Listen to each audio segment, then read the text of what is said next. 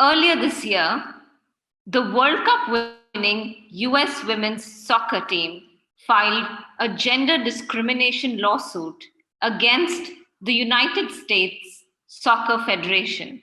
The athletes were not just taking issue with the size of their paychecks, but also with where they play, how they travel to matches, medical treatment, and coaching they receive in what they termed as institutionalized gender discrimination.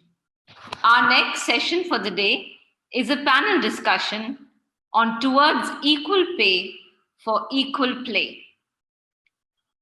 The panel will discuss the issues and challenges in making a case for equal pay and structural solutions that could possibly be implemented. Our panelists today are Ms. Anna Kessel, Women's Sport Editor at the Telegraph UK and author of Eat, Sweat, Play: How Sport Can Change Our Lives. She also co-founded Women in Football, an organization lobbying against sexism in the game and championing female role models. Ms. Jayna Kothari, Senior Advocate and co-founder and Executive Director, Center for Law and Policy Research. Ms. Kathryn Gill, former player for the Australian women's national soccer team, Deputy Chief Executive, Professional Footballers Australia. She played a key role in the passing of the collective bargaining agreement between Football Federation Australia and Professional Footballers Australia that reduced the pay gap between the Socceroos and the Matildas. Ms. Sharda Ugra, Senior Editor, ESPN India. Ms. Snehal Pradhan, former Indian cricketer and sports journalist. And the moderator of the session, Ms. Karunya Keshav, reporter and senior editor at Wisden India Almanac and co-author of The Fire Burns Blue, A History of Women's Cricket in India. If you do have any questions during this session, please do type them in to the Q&A box below, and our panelists will try to answer some of them. Over to Karunya and the panelists. Thank you, everybody, for joining us. So we've spent today talking about how the last few years have been transformational for women's sport, not just because we're seeing more women play mainstream sports on TV and our devices, but also because there's some really important conversations that have been happening about just what is right, and those voices have just got louder. There was this incredible moment in last year's FIFA Women's World Cup after the US women's national team won their 4th title, when the whole stadium in France broke out in chants of equal pay. Back in the 1970s, Billie Jean King was, of course, a pioneer for talk about equal pay with her Battle of the Sexes. And thanks in large part to the activism she started, the tennis Grand Slams now offer equality to both men and women's spinners. But there's still a long way to go. And this idea of equal pay for equal play has got new legs thanks to the US women's national team's lawsuit against the National Federation, which Sean just mentioned. It's shown us that the conversation about equal pay can't just be about the final check that the athlete gets, but also about institutional equality and how we develop this ecosystem that is equal. Just to talk a little bit about the case, the US women's national team, when they won the World Cup last year, when the men's team didn't even qualify for the 2018 edition. The women are 4-time winners and the men only made it to the round of 16 in 2015. The women play more games, they get better TV ratings and account for higher revenues. Their jersey is the best-selling soccer jersey, men or women, on Nike.com in that season. Yet the players have argued in their lawsuit that they earn less than the men. Now, 28 players were part of this lawsuit, and it accuses the federation of institutionalized gender discrimination towards the team. They say that this discrimination has caused or contributed to and perpetuated gender-based pay disparities against the players in nearly every aspect of their employment. So this includes payments, bonuses, marketing budgets, accommodation, travel. Um, so just according to the lawsuit, if a top women's player earns only about 38% of what the man makes on average, with a gap of that's over $160,000, and where the men got around 5 million in bonuses after being eliminated in the round of 16, the women got about just 1.7 million after winning the whole thing in 2015. So in response, the federation tried to show that the women were in fact not doing equal work, that they're not doing the work that's of equal skill, effort, and responsibility, and these two things simply cannot be compared under the Equal Pay Act, and that the men needed special charter planes to travel. Now, needless to say, this didn't go down very well. Now, the case is ongoing, and there have been some setbacks for the women in this, but there have been some successful efforts towards equality. The Australia women's soccer team called the Matildas reached a landmark deal with their federation in 2019.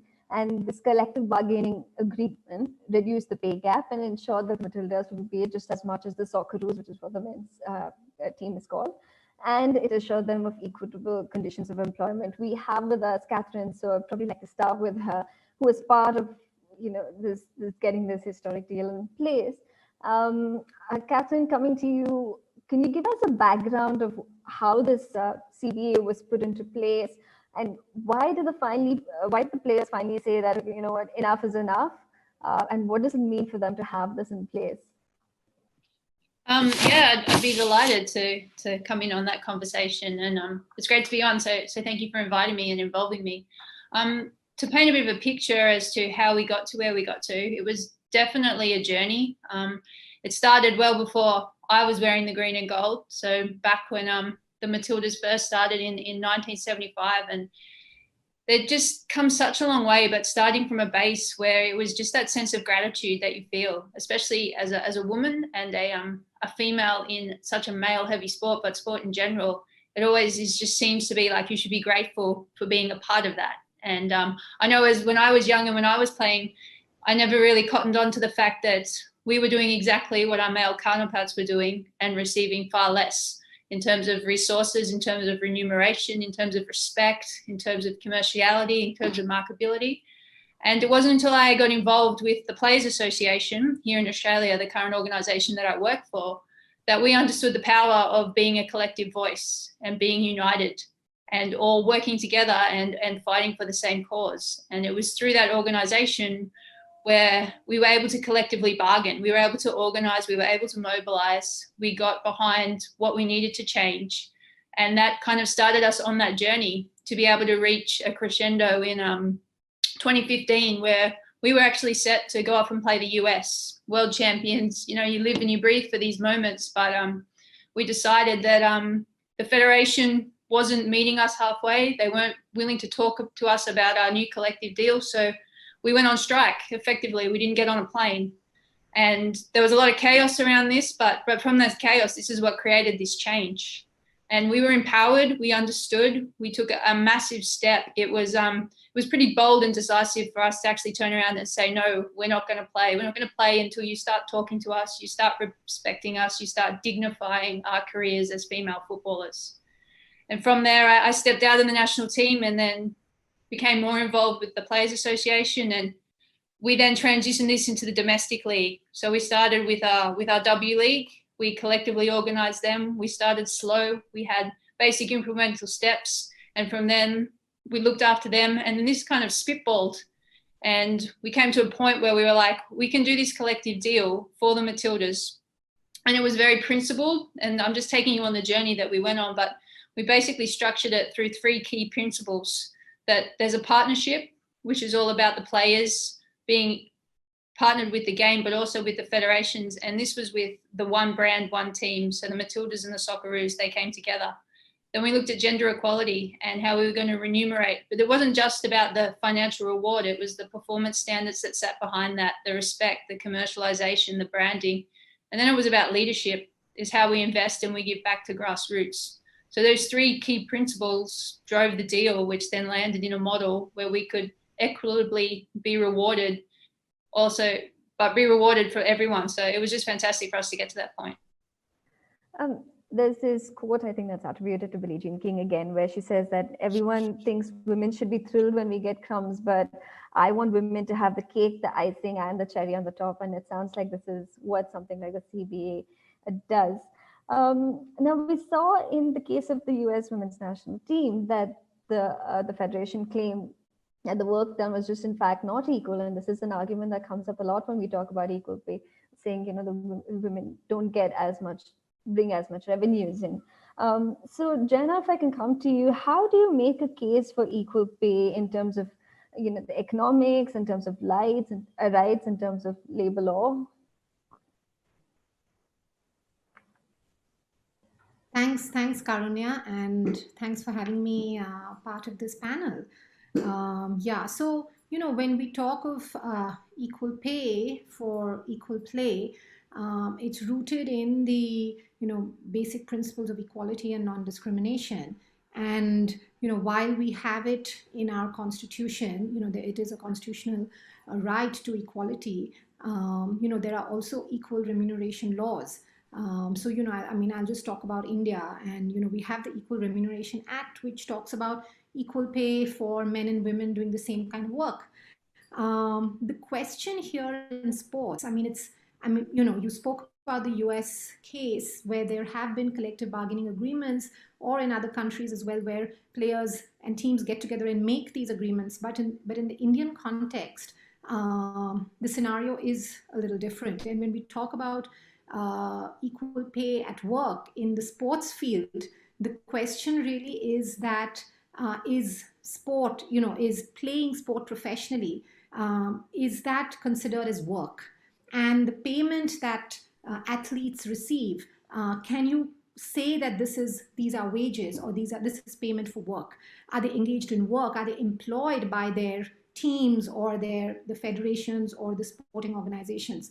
And I think that the question in India hasn't come up, but whenever questions of equal pay for equal work for sport has come up, that this is one aspect. And you know, I want to also talk about a UK case of a very well-known athlete, Jess Varnish. I was just reading about it, where she took up the case where women cyclists were paid much lesser on the professional circuit. She went to the UK Employment Tribunal, lost there because the Employment Tribunal held that what the federation, the cycling federation, was doing is not paying her wages, but just supporting her professionally, supporting her sport. And she's gone in appeal. So, you know, so the labor law standards of equal pay for equal work, we need the law to recognize that professional sporting work is work.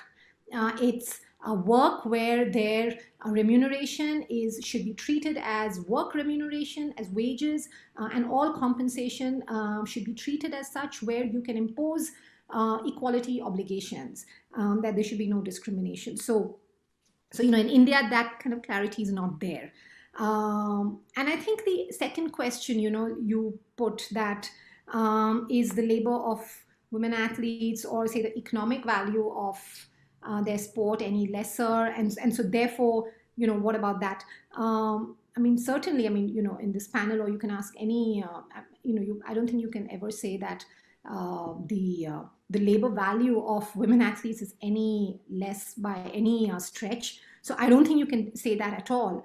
And economic value of sport, you know, women's sports, you know, I think that's always made out to be the case to justify, you know, unequal pay or unequal compensation. But I think there is, you know, and as people from, you know, the rest of the people on my panel who are kind of seeped into sport will be able to tell you, and you yourself, that all of this is also the way women's sports are marketed and promoted, right? Men's sports, well-known, male athletes are promoted in a much bigger way than women's sports are promoted. So, I mean, definitely economic returns are going to be lesser. So I think the argument, in addition to saying that there should be equal pay for women athletes, the argument should also extend to how can we ensure that there's equality and non-discrimination in the entire work of sports, which includes promoting sports, promoting athletes, promoting the game, ensuring equal economic remuneration for the sport for both men and women's sports. So I mean, make a larger claim for equality and not just for pay. Right. So essentially, rather than making a case for equal pay just within the umbrella of labor law, we also sort of extended to start looking at it in terms of in values, that there's almost this moral obligation to pay women more because, in context of historical injustice and in context of all the things such as marketing that they don't get. Anna, if I can come to you on this, would you say that this is the right way to sort of structure an argument when you say, yeah, we want equal pay? Sorry, I think it's really interesting that in the US women's national team lawsuit, they were asking for over $66 million. And part of the way that they created that sum was because they felt reparations should be paid to previous generations of US women national team players. So this wasn't just money for themselves, it was looking back and recognizing the very long history of inequality in their sport. And I think unless you have that longer view of the whole picture, you don't really know where you are today. Why are women footballers in the UK, bar at Lewis FC, where they're paid equally to their male counterparts? Why are they paid less than men? People on Twitter will tell you, oh, it's an economic model. Simple. More people watch men's football than women's. I think the US women's national team case shows very clearly that it's not just about economics. There is, institutionalized discrimination. The very fact that the women bring in more money than the men, bring in greater revenue, bring in greater audience figures, etc., and still are paid less, shows that this is not an economic decision. But how have we got here? We've got here because around the world for over a century, women have been discriminated against. We have been actively prevented from playing. In my country, in England, there was a ban on women's football from 1921 to 1971. The following 40 years, even after the ban was lifted, women's football was almost entirely neglected. And it was only in 2011 that the Women's Super League, the top tier of women's football here, was established. And at that time, it was still not established as a professional league. So, look how far behind we are from our male counterparts. And even today, looking at my two young daughters, I have an 8-year-old and a 4-year-old. The boys in my 8-year-old's school, they have been playing football from the minute that they could walk. They were given provision to play it in the school, which is a very nice school. I support them fully, but without really thinking it through, they were offering boys football, but not offering girls football.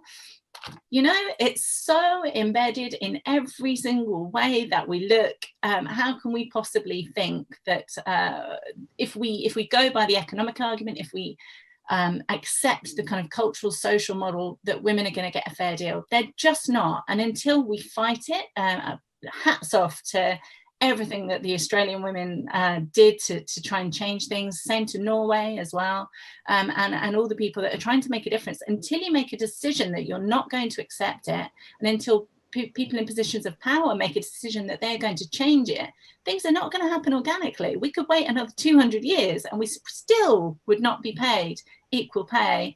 And as Jayna has said so eloquently there, and I think a person on the previous panel mentioned too, this is also about equity.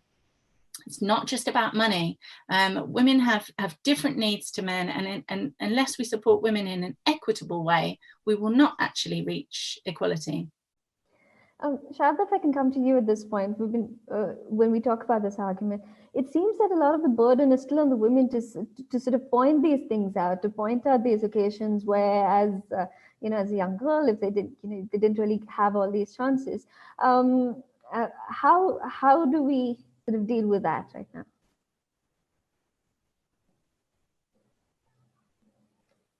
Sharda, I think. Yeah, I'm sorry. The women in sport deal with it by battling it as they battle through all sort of normal handicaps of whatever their ability and talent is, particularly in India, what kind of acceptance there is socially. And I think the one way that it can be countered is by questioning. So I was just listening to all the conversation. I said this is not, as Anna just pointed out, it's not just about pay. It's about equity. So you're looking at economy, you're looking at sort of the economic aspect, you're looking at governance and the entire ecosystem that exists around it in terms of marketing, commercial, opportunities that women athletes are given and so on. And fundamentally at the center of it is being able to ask the people that run sport is, what do you run sport for? Do you run it to benefit sport, or do you run it to make money? Does sport exist to make you money, or is sport here for you to make it grow? And with it, you have sort of 50% of the world's population that needs to be as invested in it as the other half has been for so long. The only way to counter it is to challenge it and to question it all the time. And we're seeing particularly now in India, with reference to a lot of Indian women athletes that are there, that are successful, and therefore they are paid attention. But at the same time, you're seeing it, as Snehal will also go on to tell us, in women's cricket as to how it's going to work, because that is the frontline sport in terms of marketability and funding and so on. And it is a sport that doesn't need the money that it makes is fine, but it'll survive very well with the revenue that it makes per se. They don't need the women cricketers to make money on their behalf. They can do it pretty much by themselves. It's interesting to hear Sharda say that female cricketers in India BCCI doesn't need female cricketers to make money themselves. They need to make it on their behalf. But if Snehal can come in here, we've heard